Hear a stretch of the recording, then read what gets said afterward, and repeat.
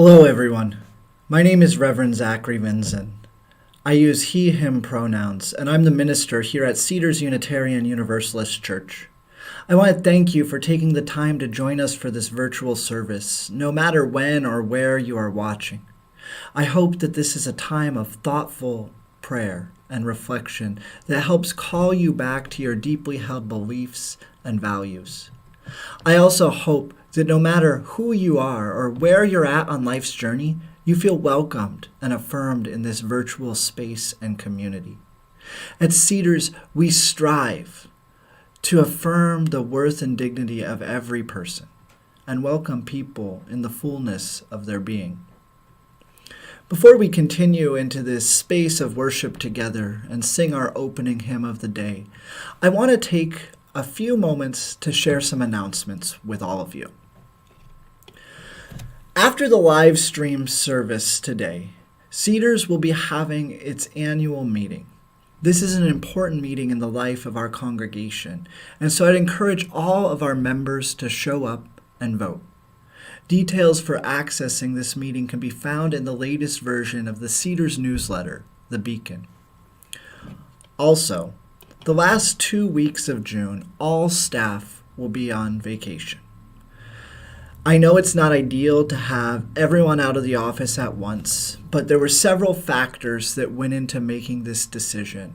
And after conversations with the staff and members of the executive team of the board, we decided that this was the way that we could help balance our personal and work time for our staff.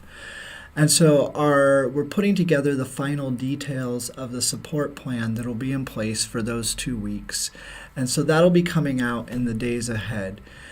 Our hope is that in doing this, everyone will get a chance to sort of disconnect from the church for a little bit of time and come back at the beginning of July rejuvenated and refreshed and ready to continue to navigate these unprecedented times together. I also wanted to mention to all of you that throughout the month of June, the Social Action Committee is collecting monetary donations to be distributed between Fishline and Helpline. This collection is meant to take the place of our annual Hunger Doesn't Take a Break food drive that is aimed at providing nutritional support to students over the summer. We are asking that all contributions towards this cause be mailed to the Cedars Center office in the form of a check with food drive in the memo line. These checks will be collected and distributed to these two organizations at the end of June.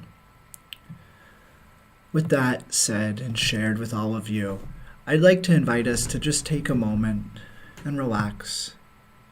Take a deep breath. And center yourself. And open your heart and mind to prepare to listen fully. Allow yourself to sink into this moment as we breathe and continue into this space of worship together by singing our opening hymn, number 128, For All That Is Our Life.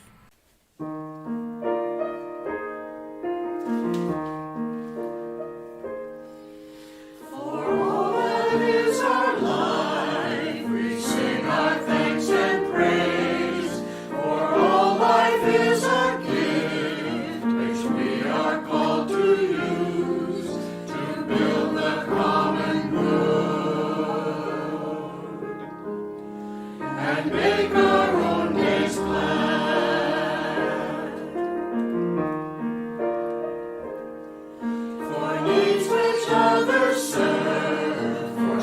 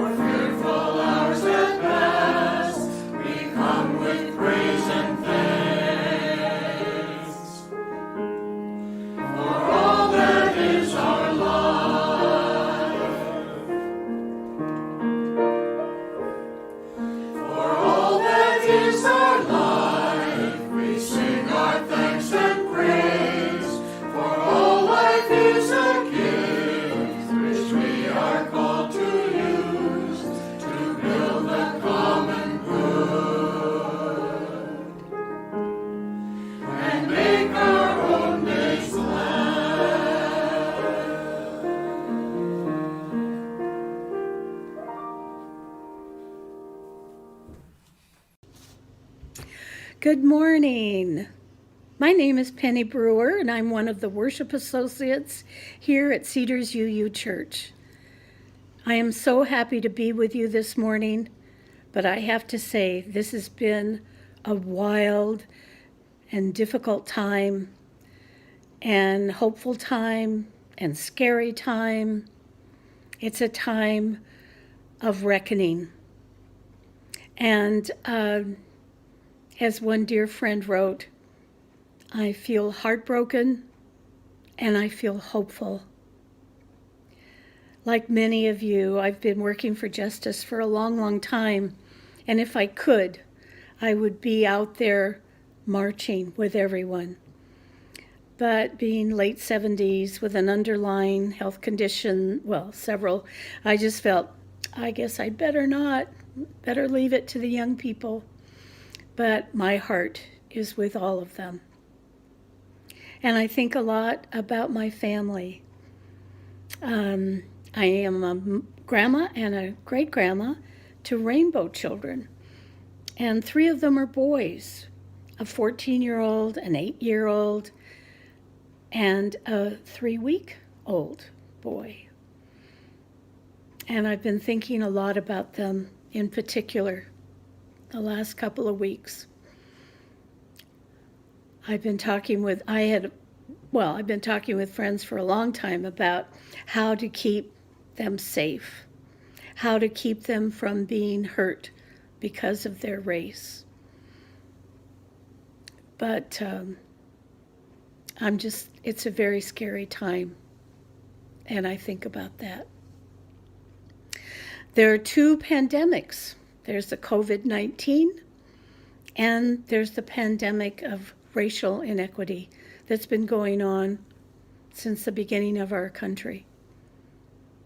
And staying at home for the pandemic has really allowed us to go deeper, to listen to what's going on, to see the differences, the disparities in health care, that 40% of us don't have any extra money, the fact that there are health concerns that really affect people of color, so many issues related, of course, to justice and policing.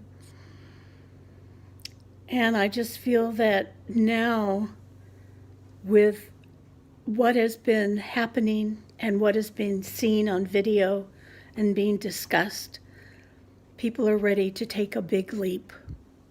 I really feel that that is happening, and that we have the kind of strength and commitment to see some solid change.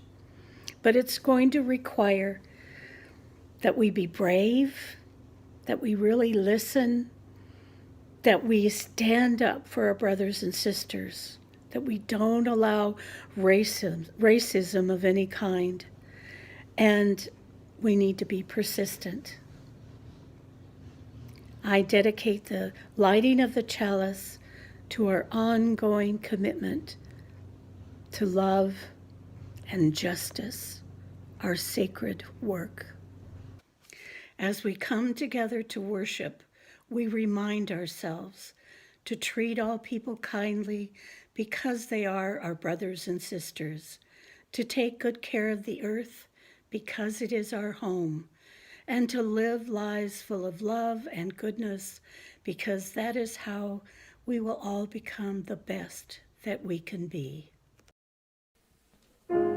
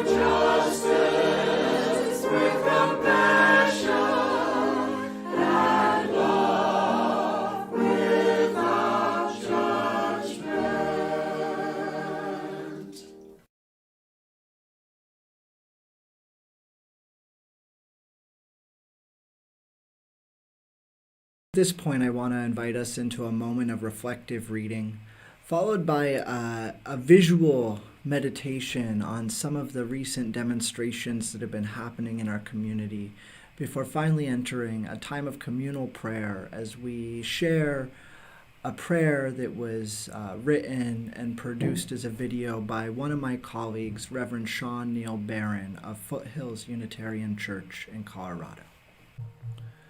Today's reflective reading comes from excerpted selections of a recent pastoral letter sent by Unitarian Universalist Association President Reverend Susan Frederick Gray to the member congregations of our association. And so I'll offer these excerpts to you now as a reflection. These past 2 weeks have been ones of incalculable devastation. From the grim milestone of 100,000 of our loved ones dead from COVID-19 to the horrific murders of George Floyd at the hands of Minneapolis police, Breonna Taylor by Louisville police, and Tony McDade by Tallahassee police, to the subsequent spilling over of rage and pain and grief in the uprisings across the country, to the violent, militarized response of police against our people and communities. The brokenness of our world is overwhelming.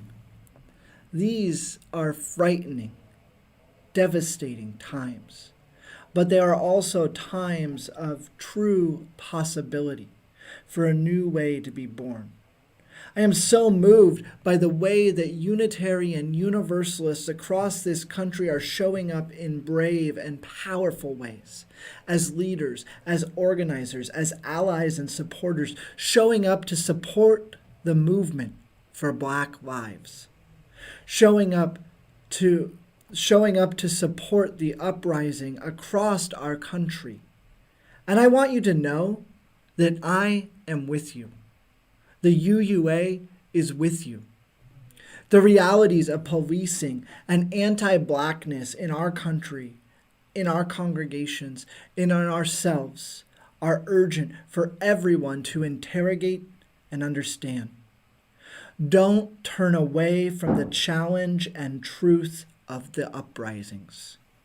The prophetic and pastoral needs of our people in the midst of a pandemic and uprising are real, urgent, and daunting. It is important that we plan for how to make capacity for the organizing and justice work that we are called to and the increasing pastoral and spiritual needs in our communities. I don't know all of what is ahead, but I know that we as Unitarian Universalists need to be ready to respond with our faith out front and ready to care and lead in ways that are needed and asked for. Reach out to congregations near you. Reach out to your colleagues across congregations. Reach out to your UUA regional staff. We are not in this alone, and we do not have to figure it out on our own. It matters that we support the uprisings whose goal is the liberation of Black people and communities, who for too long have been crushed by white supremacy, militarism, and capitalism. We must find the sources within ourselves to give us courage in this moment, to resist, to risk, to sacrifice for this movement that needs all of us to succeed, to be midwives for a new era in which all of us will be free. Love bless all of you today. Spirit of life and love that never lets go be with the freedom fighters, those on the streets and those organizing and supporting from their homes. Give us all strength and courage to join this movement. Hold us in love and strength as we work to get free and work for a future that is free and thriving. Who wants justice? We want justice! Who wants justice? We want justice! Black lives matter! Black lives matter! Black Lives Matter.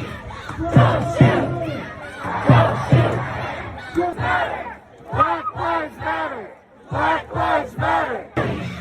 Don't shoot. Don't shoot. Black Lives Matter.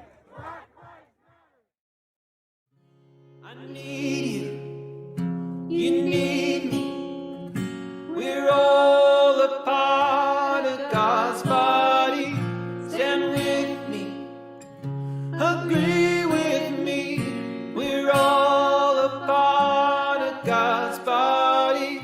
I need you. You need me. We're all a part of. Agree with me. We're all a part of God's body. It is God's will that every need be supplied. You are important to me. I need you to survive. You are important to me. I need you to survive. Holy One, the one whose only touch is love, whose only dream is just peace, whose dance invites the circle wider and wider still. Each day arrives the gift of potential, to not only get up but to awaken, to not only act but to change, to not only give our attention but to spend its finite gold on what truly matters. Spirit, in this precious moment, help our hearts to choose in each second, each beat, each blur of a day into a month, the path of waking up, of sorting through the detritus of life for what matters. To feel the tendrils of our interdependence, the body of this existence of which we find ourselves inexcusably bound up within as fact and conviction, and messenger of the greatest calling of belovedness. As our cities are burning, so are our hearts, burning with desire, not sorrow at windows broken or fires started, burning with the cries of pain from our black and brown siblings who have told us in their dying breaths time and time again that it is our collective hands around their neck.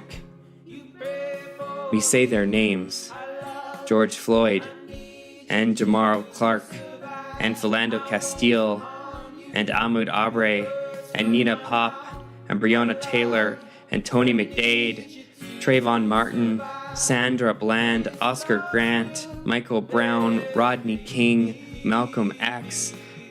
We say their names. We grieve. We do the work.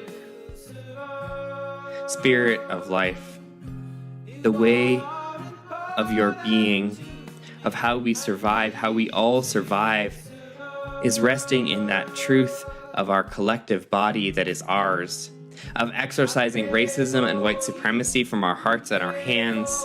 Yes, our hearts, my hands, your hands.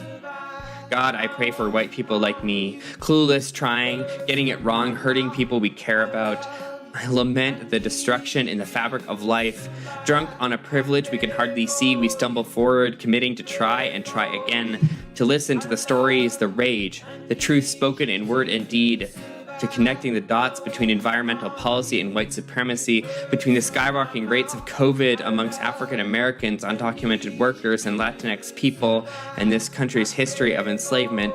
Spirit, I pray for people of color, exhausted, grieving. I pray for the safety of your grandchildren and grandparents, sisters, lovers, pastors, creatives. I lament a prayer so basic that it would be a miracle for one day to pass where everyone who left home in the morning returned in the evening. I pray for the dignity that is inherent in yours to embody its power, and for the spaces of healing and practices of resilience ever so needed. Spirit of life, you've endured so patiently the walls we've built, walls of white supremacy, of shame, of loneliness, of fear. In the rest of our days, may the courage to love bring down the walls so the world we dream about is realized, where each of us is worthy, where we all can not simply survive, but thrive. This is how we survive. Love's will that every need be supplied. You are important to me. I need you to survive. You are important to me. I need you to survive.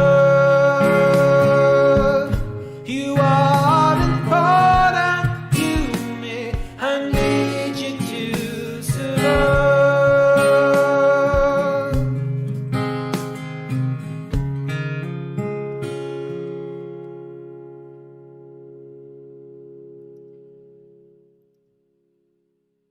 Time for another spiritual practice, and that is sharing our gifts with others.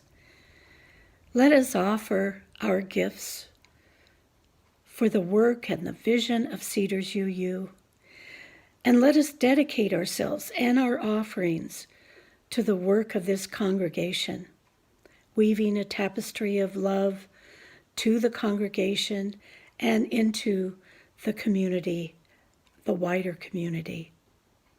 And we thank you so much for your gifts. You will see a PowerPoint that will tell you how you can give this support. Thank you.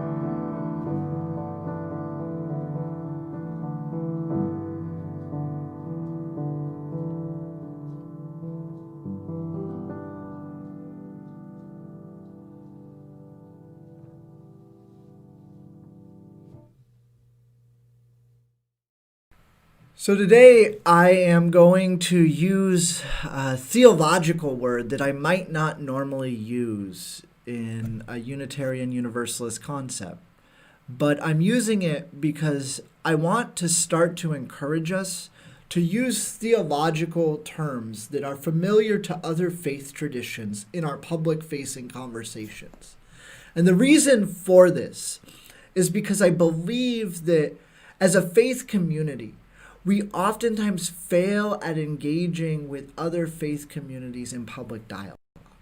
And we fail because we lack the vocabulary to have a dialogue that puts us on a similar level of understanding. We haven't truly flushed out all of our own theological concepts and how they relate to other traditions.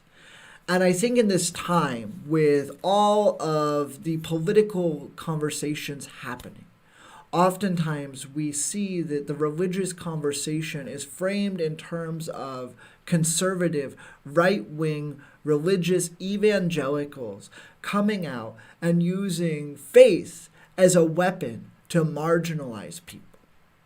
And I think when we are unable to engage in these conversations on the level that using terms that are familiar with these folks, we are unable to really debate or push back on the issues in the same way. And so with that said, I want us to talk a little bit today about sin, and specifically one definition of the concept of sin. And there's a definition of sin that defines sin as missing the mark. It was explained to me once kind of like this. Imagine that there is an archer who is highly skilled with their bow. This archer comes and stands at a distance in front of a target. They notch an arrow, draw the bow back, aim, and release. However, despite the archer's skill, they miss the mark, and the arrow goes whizzing past the target and gets lost somewhere in the forest beyond. Now, if this person, this archer, had never ever picked up a bow before in their life, missing the target wouldn't seem like such a big deal. We don't expect a novice to pick up a bow the very first time and be able to hit a perfect bullseye. It takes practice. We know that. But in time, we would make the assumption that people would improve. And the thing is, though, that the archer wasn't a novice. The archer wasn't a beginner. And we know that because in the scenario I laid out, I said that. I told you that they were skilled. Missing the mark for this well-skilled archer was a bigger deal because it was within the archer's ability to hit the target. Now, of course, all of this talk about bows and arrows and archers is just metaphorical. It's meant to illustrate how when something is within our ability and we fail to do it, it's disappointing. And that's only with the small things, like hitting a target with a bow and arrow. So that's only with the little things that missing the mark or failing to do the thing within our ability is disappointing. But what about if the mark we're aiming at is more than just a target? It's more than something we're shooting an arrow at. And the archer isn't an archer, but us, that we are that archer. And that every time we, this target now isn't necessarily something in front of us, but is what is within our ability to do. The good, let's say, that is within our ability to do. The ethical or moral actions that are within our ability to do.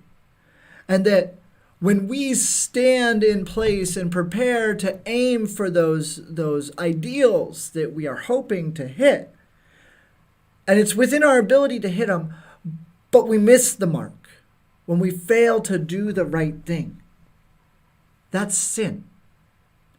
That's what missing the mark is. That's what sin is. It's our own failure to do what is good despite it being within our ability and even conscious to know that it's the right thing to do. It's our failure to do the right thing when it is in our ability to do it. So with that definition laid out, there is a particular sin that I want to talk about today. And it's a sin that I would say many of us, especially us white folks, are complicit in. And that's the sin of racism. It's a sin that is predicated upon the lie of white supremacy, a lie that undercuts our Unitarian Universalist affirmation of the worth and dignity of every soul. It's to say that one group of people, to say that white folks are superior to any other group, is to say that one group is more deserving of consideration, education, healthcare, housing, and the list goes on.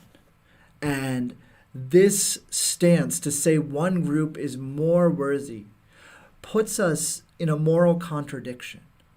It puts us in a place where we say one thing but act in a different way.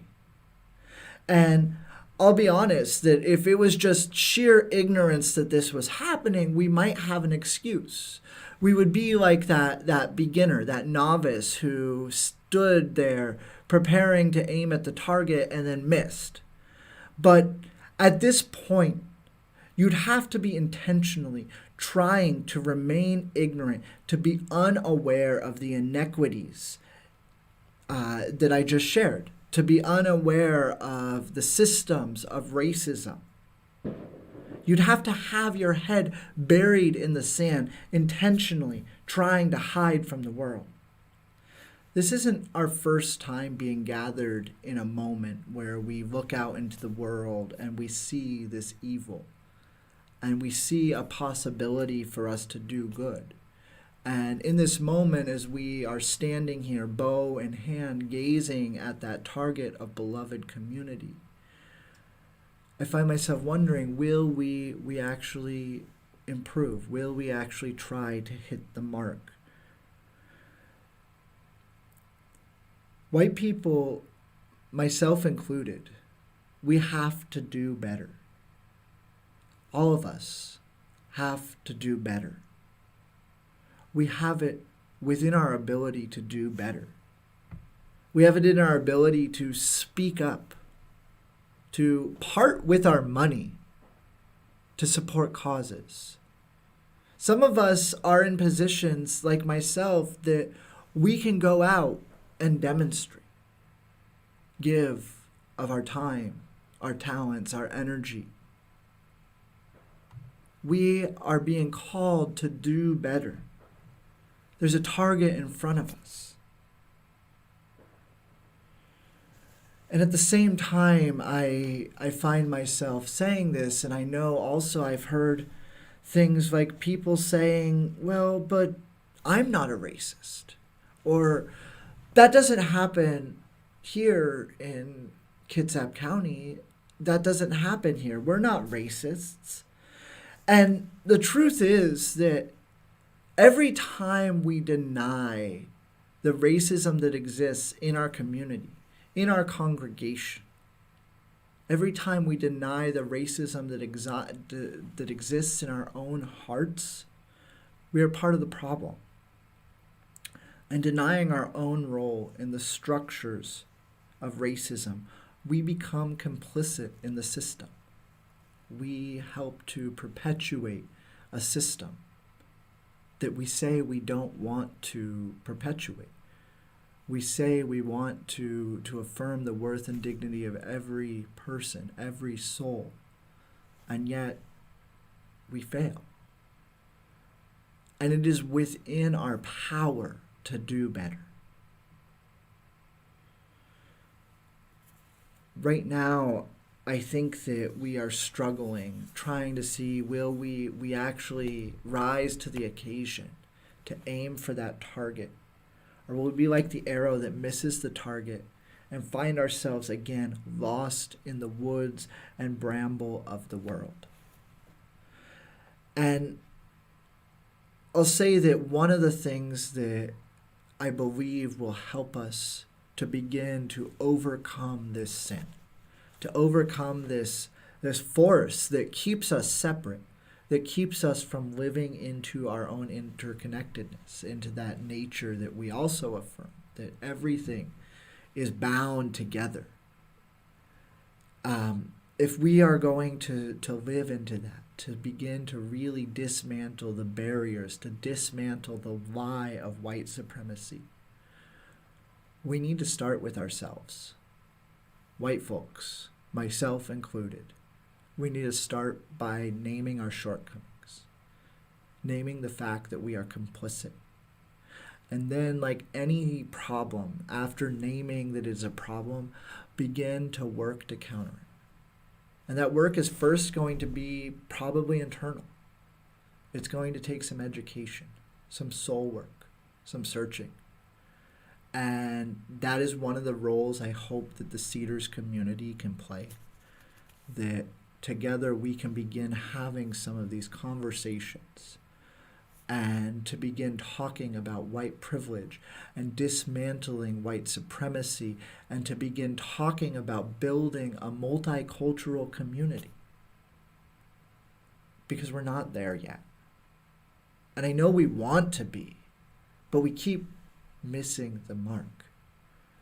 And so I think rather than just keep doing the same thing, let's acknowledge this isn't working and try to do better. And so sort of in preparation of doing this soul work, this internal examination, this work of examining ourselves, our congregation, our community, I'd encourage you to take some time after the service. This video will still be up. Please go down to the description of the service and you'll see that there's a few links under a heading labeled anti-racist resources. And I encourage you to start there, and start reading. There's videos there. There are perspectives shared from people of color about systematic racism. Tools for us to begin to examine what it means to even be white. Many of us may have never have had that conversation about what it means to be white. And that's part of the problem. Our own lack of awareness. So that's a place I'd encourage you to start doing that. But beyond that too, I would also say many of us are right now asking, how can I get involved? I acknowledge that there is a problem, that there are issues, that white supremacy is real, and that we are called as a people of faith to destroy it. And for those of you who are in that place already, I'll tell you, no one has an answer right now. That's why we are still here. But the thing I do know is that we have to do something. And so find an action. Find one thing you can do. For me, this past week, I showed up at demonstrations on Bainbridge and Paulsbo because that's what I could do. I'm young, and despite the risks of COVID-19, I felt in my soul being called to show up. And I showed up to a space and was open to following the leadership. Rather than saying, I know how this protest needs to happen, I know how this demonstration needs to happen. I showed up and I listened and I participated and I raised my voices and I felt my heart grow. And I'm going to keep showing and I'm going to keep learning and reading. I'm going to keep seeking to understand my own privilege. And then consider how I can leverage that privilege to be part of the solution. And so I'd ask you all to start thinking of those small things. Maybe you can't show up. Maybe what you can do is you can donate monetarily in those resources, and I'm not going to tell you where because I want you to go and look through them. There are places where you can donate. And I want you to look through them because I want you to be familiar with them. To go and find those places that are providing bail assistance, to find those places that are providing legal assistance or housing assistance or education or any number of other resources. Those are ways we can help, to educate ourselves, to be of support, to take small actions, to listen to Black and brown people. One of the things when I was doing my education is a chaplain with the San Francisco Night Ministry, we were told is that when someone tells you that they are in pain, believe them. When someone tells you that they are hurting, believe them. Listen to the people of color in your life. When they say that something is hurtful, believe them. Don't get defensive. Don't close down. Thank them for calling you out. Thank them for taking the time and try to do better.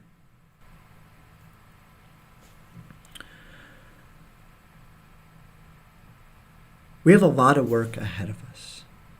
I wish I had all of the answers. I wish I could tell you this is how we are going to become an anti-racist, multicultural community. But I'd be lying to you if I said I knew how to do that. But I will tell you this.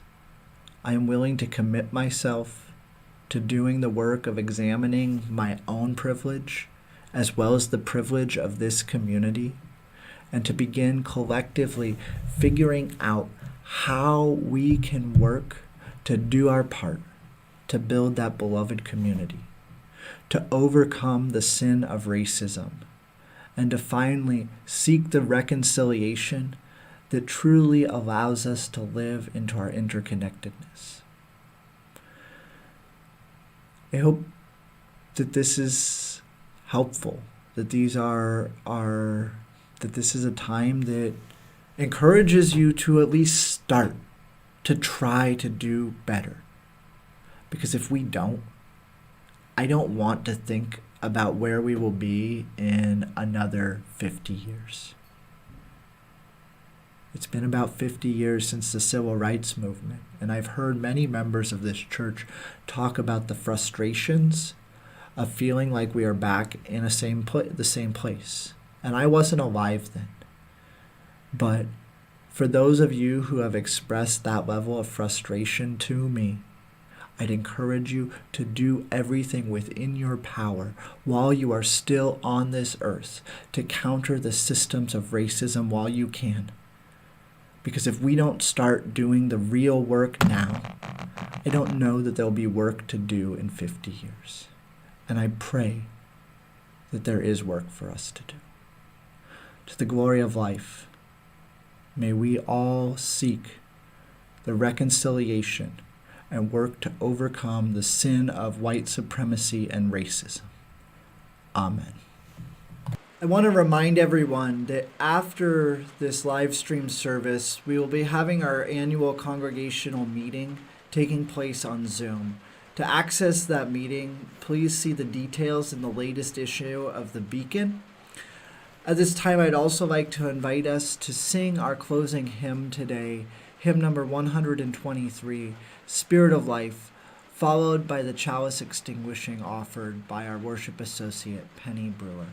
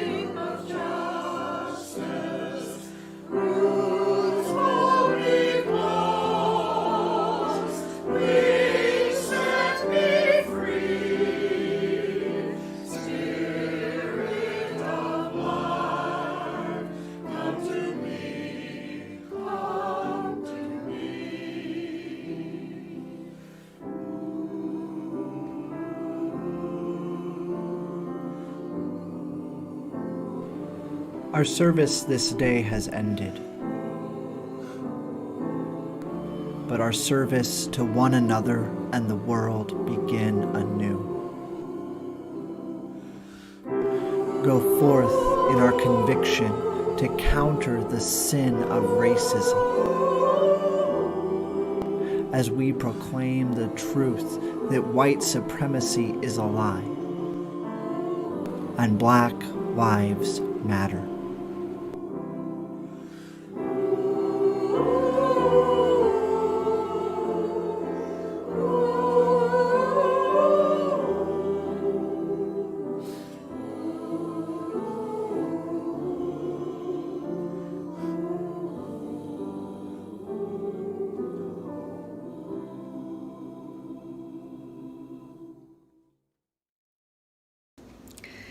We extinguish this flame, but not the light of truth, the warmth of community, or the fire of commitment.